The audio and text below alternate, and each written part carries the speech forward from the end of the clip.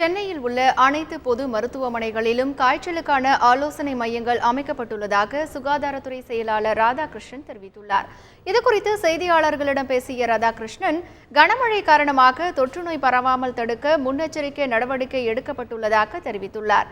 சென்னையில் மழை காரணமாக தொற்றுநோய் ஏதும் பரவவில்லை என்று தெரிவித்துள்ள அவர், வெள்ளம் பாதித்த பகுதிகளில் 200 மருத்துவ முகாம்கள் அமைக்கப்பட்டுள்ளதாக தெரிவித்துள்ளார்.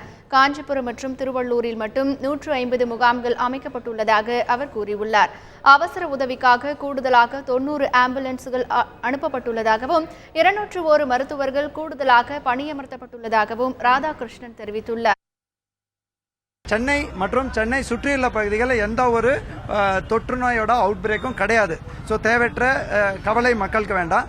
ஆனால் முன்னெச்சரிக்கை பணிக்காக சுமார் இப்போ சென்னை மாநகராட்சியோட இணைந்து 200 மருத்துவ முகாம்கள், ஒவ்வொரு டிவிஷன்லையும் ஒரு மருத்துவ முகாம்கள், அவுட்ரீச் கேம்ப்ஸ் நடத்தும்.